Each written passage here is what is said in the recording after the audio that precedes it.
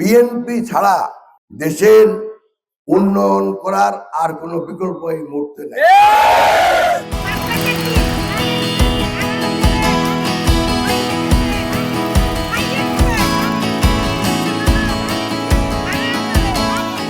জন্মের আগে থেকে আমরা এখানে বসবাস করতেছি 50 বছরের উপরে।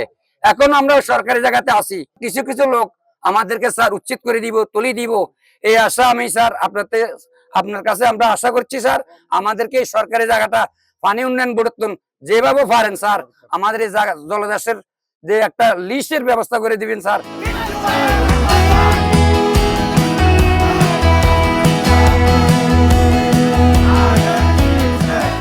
প্রতিপক্ষ বলতেছে তাদেরকে দেশ চালানোর কোন রকমের কোন অভিজ্ঞতা আছে আপনারাই বলেন।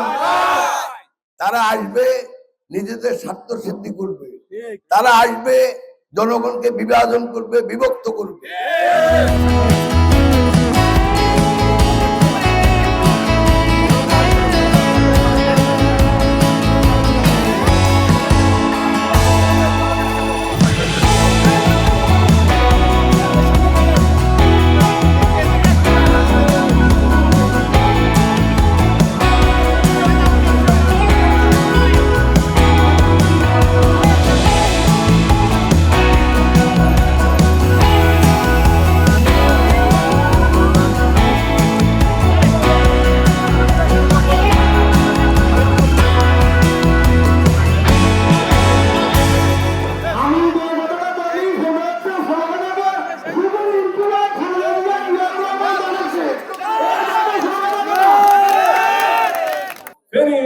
আসনের বিএনপির অর্থে বেনির কৃতি সন্তান বাংলাদেশের আলোচিত শীর্ষ ব্যবসায়ী এবং তার মাতৃগণ ছিটিয়ে জড়িয়ে রয়েছে সোনাগাজীর প্রত্যন্ত অঞ্চলে। আর উনার জন্য সবাই দোয়া করবেন, আমরা দোয়া করি ধানের শীষ মার্কা যাতে জয়যুক্ত হয়। ধানের শীষের প্রার্থী এই অঞ্চলের কৃতি সন্তান, যার নানার বাড়ি আমাদের এই সোনাগাজীর মাটিতে। আমরা আগামী 12 তারিখে আপনারা ধানের শীষের প্রার্থীকে ভোট দিয়ে বিপুলভাবে জয়যুক্ত করবেন। জাস্ট কয়েকটা কথা শুধু বলবো। একটা হলো আমার চেয়ারম্যান সাহেব যেটা বলছে, আমার পারিবারিক ভাবে আমার অর্ধেক সোনাগাজীর, অর্ধেক দাগনভূঞা। আমার মায়ের নানার বাড়ির বোহাগ এন্ড হাজী শরাফতুল্লাহ মিয়া বাড়ি হলো আমার নানার বাড়ি, যদি ওটা চরপার পদ্ধতিতে পড়ছে।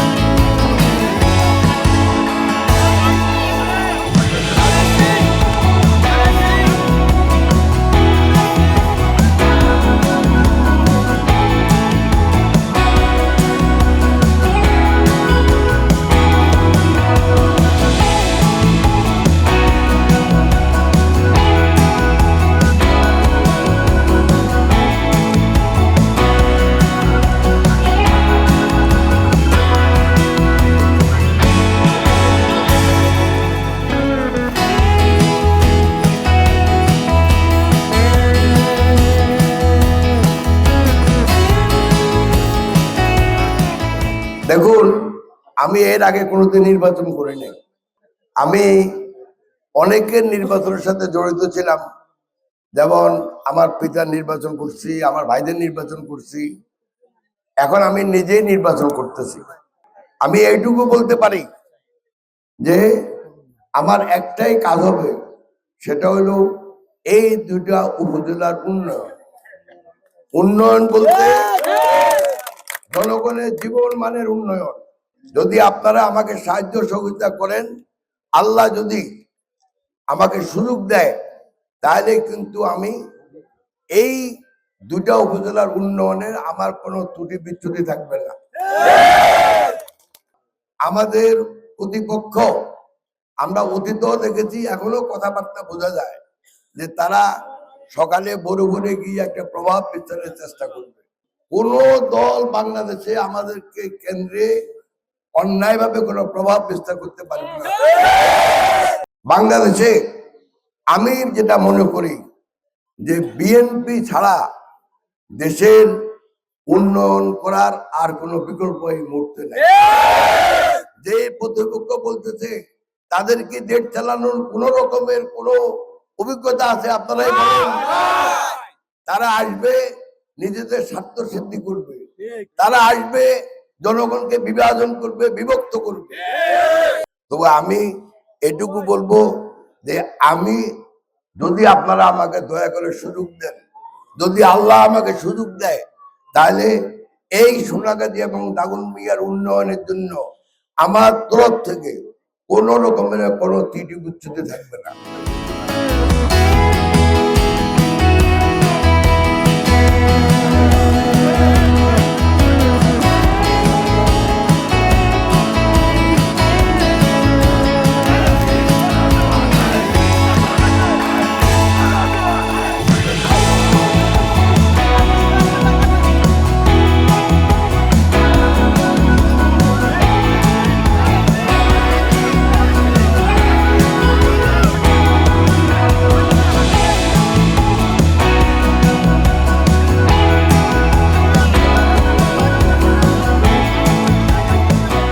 বাংলাদেশ এখন এক সমস্যার ভিতরে আবর্তিত।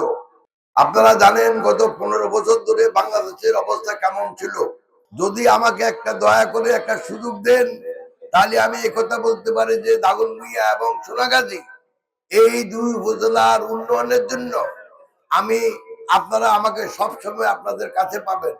আমাদের দলের চেয়ারম্যান গত 2 দিন আগে রিকোয়েস্ট করছেন সবাইকে যে আমরা যেন ঠিক সকাল ফজরের নামাজ পড়ে যেন আমরা ভোট কেন্দ্রে যাই, যাতে করে আমাদের প্রতিপক্ষ কোনো অপকৌশল গ্রহণ করতে না পারে। আপনারা জানেন আমাদের প্রতিপক্ষ বিভিন্ন ধরনের অপকৌশল এবং এমন কথা বলে যেটা আমাদের ধর্মের ভিতরে মানা। যেমন ওনারা বলে কেউ একটা মার্কায় যদি ভোট দেন তাহলে বেহেশতে যাবেন। এটা একমাত্র আল্লাহ জানে কে বেহেশতে যাবে কে যাবে না। আল্লাহ আমাদেরকে সৃষ্টি করেছেন, আল্লাহ আমাদের জীবন দিয়েছেন, আমরা একমাত্র আল্লাহর উপরেই ভরসা করি এই ইহকাল এবং পরকাল দুটার জন্যই। অতএব আপনাদের কাছে আমার বিনীত অনুরোধ থাকবে, আপনারা বাড়িতে যখন যাবেন তখন আমার মা, খালা, চাচি, বোন সবাইকে দানের শেষে একটা ভোট দেওয়ার জন্য আপনারা বলবেন।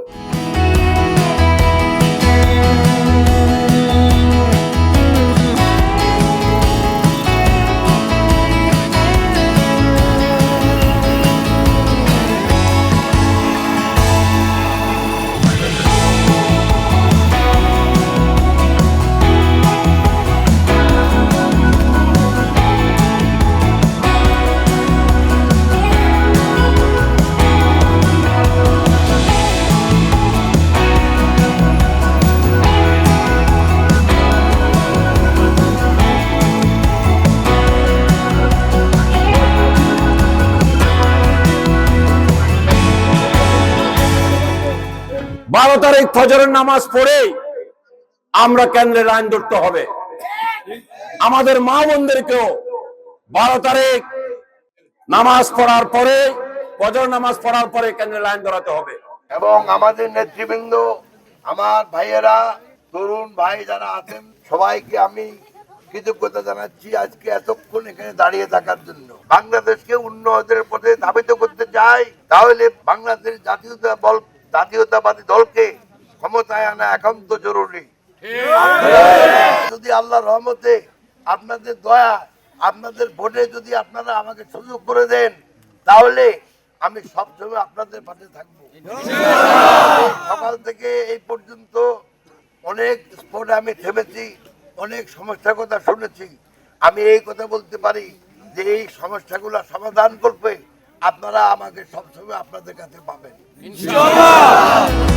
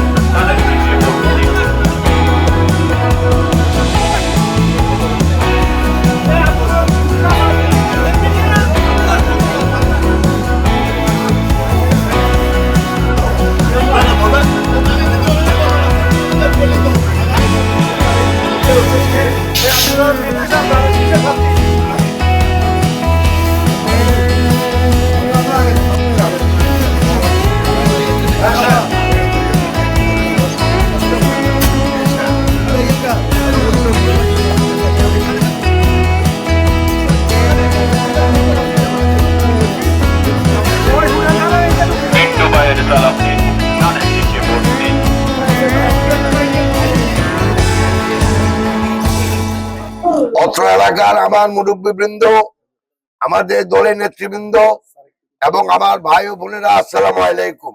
ওয়ালাইকুম আসসালাম। এই সোনাগাজী এলাকার যে সমস্যাগুলো আছে, নদী ভাঙ্গন, রাস্তার সমস্যা, এই সমস্যাগুলো সমাধানে আমি বেশ আপনাদের সাথে একত্রে কাজ করার জন্য আমি সচেষ্ট থাকবো। আর আশা করি আপনারা আমাকে সব সময় পাবেন। একই সাথে আপনাদের কাছে আমার একটা অনুরোধ থাকবে যে আপনারা বাড়িতে বাড়িতে যখন ফেরত যাবেন, তখন আমার মা, খালা, চাচি, বোন যারা আছে তাদেরকে দয়া করে একটু ধানের শেষের কথা বলবেন। ফজরের নামাজ পড়ে যেন আমরা ভোট কেন্দ্রে চলে যাই এবং ভোট দেওয়ার পর সারাদিন ভোট কেন্দ্রের আশেপাশে থেকে ভোট গণনা হওয়া এবং ভোটার স্লিপ না পাওয়া পর্যন্ত আমরা ভোট কেন্দ্রে থাকবো, যাতে করে আমাদের কোনো প্রতিদ্বন্দ্বী কোনো উপকৌশল না করতে পারে।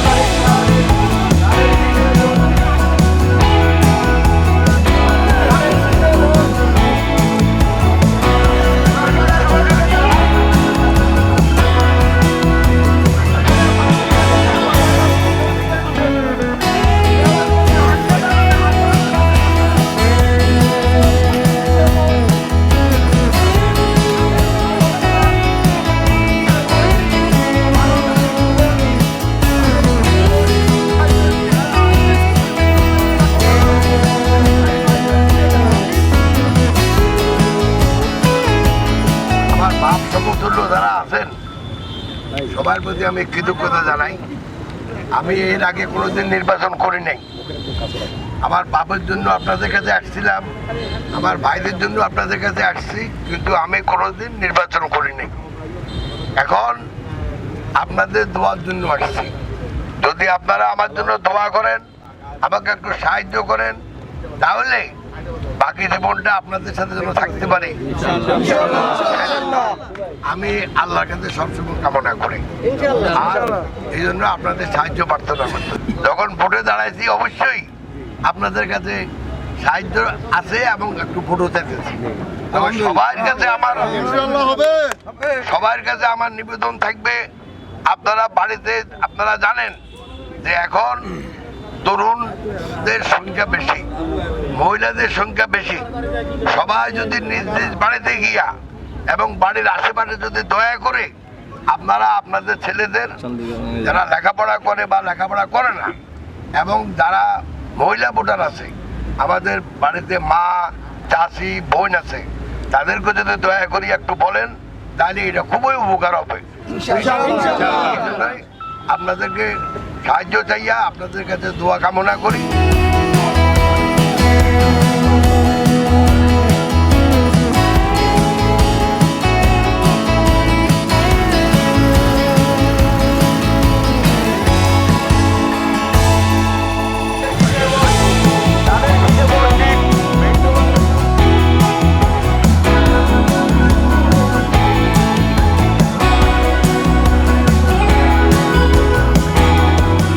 আমরা আপনাদেরকে বলবো, আপনারা শুনেছেন ইতিমধ্যে, বেহেশত জান্নাত দেওয়ার মালিক একমাত্র আল্লাহ, একমাত্র আল্লাহ।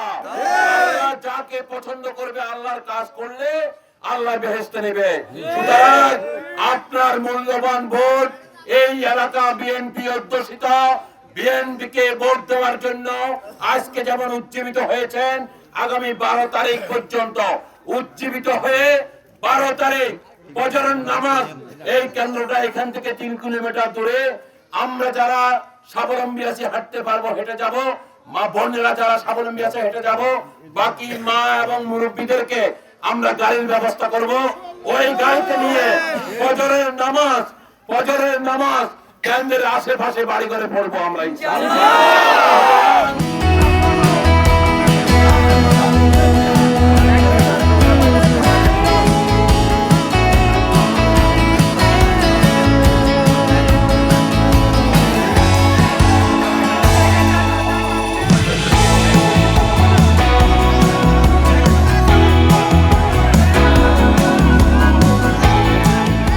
পথে পথে আমার অনেক বোনেরা ছিল, জানি না এখানে আছেন কিনা, যদি থাকে তাহলে ওনাদের প্রতি আমি কৃতজ্ঞতা জানাই যে এত রাত্র পর্যন্ত আপনারা এখানে দাঁড়িয়ে আছেন। আমার একটাই কথা, সেটা হলো আপনারা জানেন বাংলাদেশের আগামী নির্বাচন বাংলাদেশের ভবিষ্যতের জন্য অত্যন্ত গুরুত্বপূর্ণ। ভবিষ্যতে আমাদের যে প্রতিপক্ষ দল আছে তাদের দেশ চালানোর কোনো অভিজ্ঞতা নাই।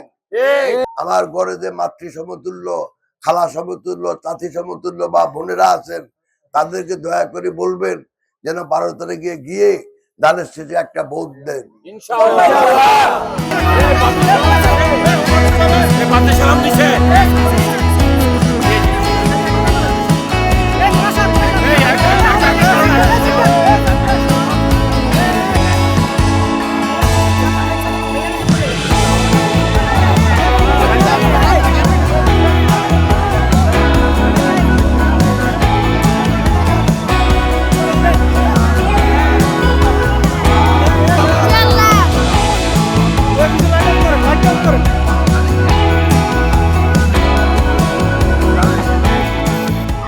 আমাদের কত হলো, আমরা নিরীহ গরিব মানুষ, আমরা চাই আমাদের সুখ, আমরা চাই আমাদের শান্তি, আমরা যেভাবে শান্তি সুখে বসবাস করতে পারি আমরা চাই, সে প্রত্যাশা আমরা এখানে ওনার কাছে একটা আপত্তি জানাই।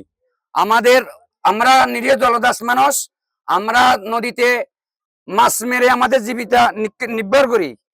দ্বিতীয়তে আমার একটা কথা না বললে নয়, আমরা মাছ মারবার সময় আমাদের একটা বছরে 12টা মাস, 12টা মাসের ভিতরে 11টা মাস বন্দি, সরকারের মৎস্যজীবীর বন্দি।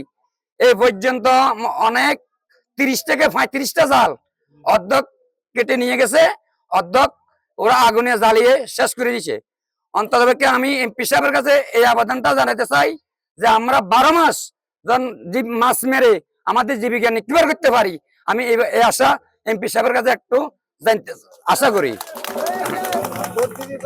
তো অবশ্যই ইনশাআল্লাহ ভোট আমরা দানের শেষে দেব, আমরা দানের শেষে আগে দেব, যত যতক্ষণের মাঝখানে হোক আমরা কেন্দ্রে যাবো, কেন্দ্রে আমরা দানের শেষে ভোট দেবো।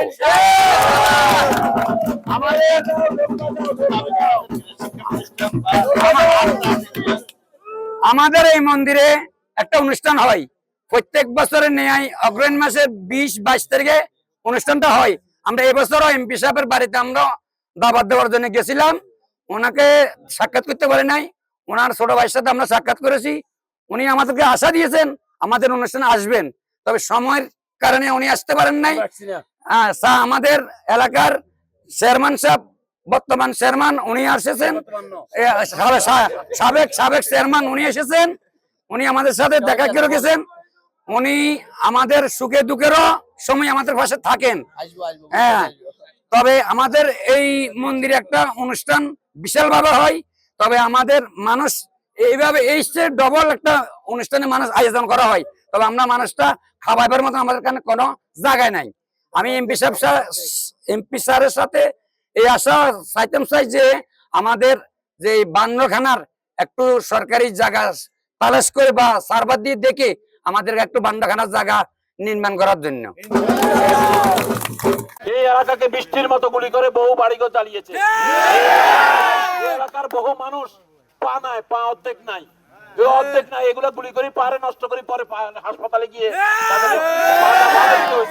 অনেক লোক গুলি খাইছে। ওই দিন খুশিরও গুলি খাইছে সোনাজি বাজারে। সুতরাং আমি বলবো অনেক নির্যাতিত হয় এই এলাকা। সুতরাং আপনি নির্বাচিত হলে এই এলাকার দিকে একটু তাকিয়ে দেখবেন। এই এলাকার মানুষ কৃষিতে জড়িত বেশি এবং এই এলাকার মানুষের দিকে আপনি সবসময় তালাশ করবেন এই এলাকার মানুষকে। যদি আপনারা আমাকে একটা সুযোগ দেন দয়া করে, তাহলে আমি আপনাদের সাথে এসে এলাকার রাস্তাঘাট উন্নয়ন, নদী ভাঙ্গন এবং বিশেষ করে চর এলাকার উন্নয়ন, কৃষিখাতের মাধ্যমে আমি আপনাদের সাথে একত্রে কাজ করব এবং আমি কোনো ত্রুটি বিচ্যুতি করবো না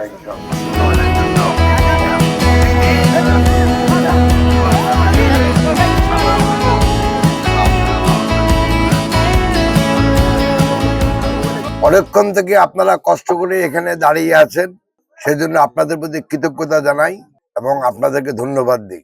অত্র এলাকার হিন্দু ভাইদের প্রতি আমি নমস্কার জানাই, মুসলমান ভাইদের প্রতি আমি আসসালামু আলাইকুম। আমার দল থেকে আমাকে ফেনী 3 আসনের জন্য মনোনয়ন দিয়েছে।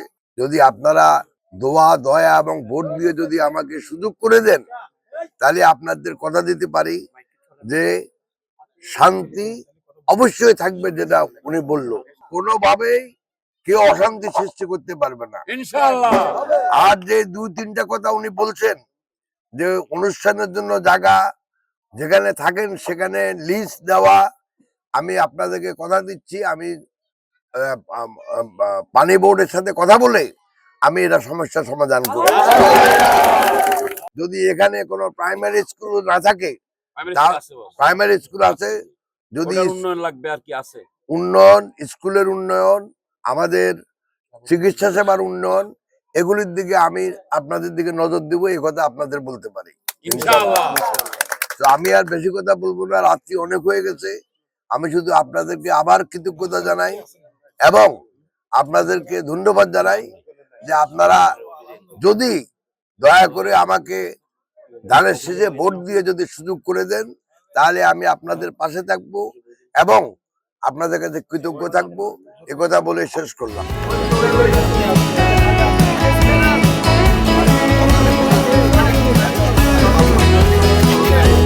দয়া করে